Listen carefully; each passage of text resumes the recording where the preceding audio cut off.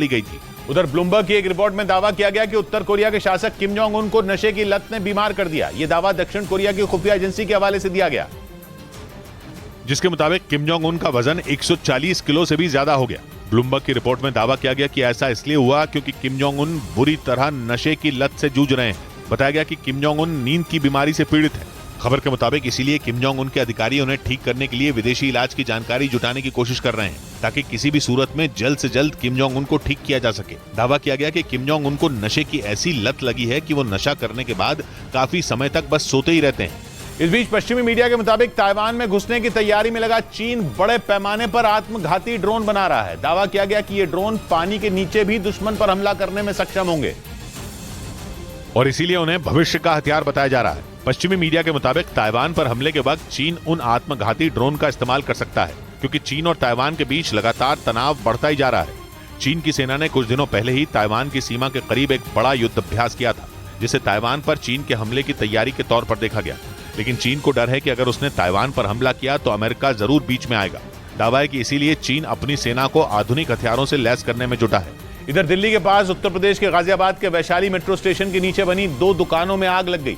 हालांकि गनीमत यह रही कि किसी को कोई नुकसान नहीं पहुंचा, लेकिन उसमें रखा लाखों का सामान जलकर राख हो गया, क्योंकि आग इतनी भयानक थी कि उसे बुझा पाना आसान नहीं था। घटना की जानकारी मिलने के बाद फायर ब्रिगेड की 4 टीमें वहां पहुंच गईं, जिसके बाद आग बुझाने का काम शुरू किया गया।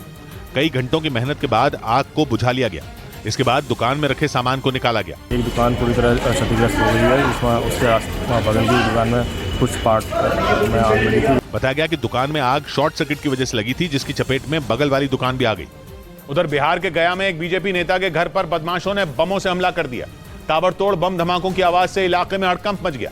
पिछले 1 साल में संतोष गुप्ता पर दूसरी बार ऐसा अटैक हुआ। हमले की तस्वीरें घर के बाहर लगे सीसीटीवी कैमरे में भी रिकॉर्ड हुई, जिसमें 2 मोटरसाइकिल सवार बीजेपी नेता संतोष गुप्ता के घर के बाहर आते दिखाई दिए। इसके कुछ ही देर बाद उनके घर पर कई बम फेंके गए, जिसकी तस्वीरें वहां लगे सीसीटीवी कैमरे में रिकॉर्ड हो गई। हमले में बीजेपी नेता और उनका परिवार बाल बाल बच गया। पुलिस मौके पर पहुंची तो उसे 2 जिंदा बम भी बरामद हुए। पुलिस आई, बड़ा हुआ आया लोग जी, तो नीचे भी 2 बम पड़ा हुआ था रोड पर। बीजेपी नेता ने राजनीतिक कारणों और पुरानी रंजिश की वजह से हमले की आशंका जताई। 7 ब्लास्ट इफेक्ट हम सीसीटीवी फुटेज में देखे हैं। पुलिस हमला करने वालों की तलाश कर रही है, क्योंकि पिछले 1 साल में संतोष गुप्ता को दूसरी बार निशाना बनाया गया।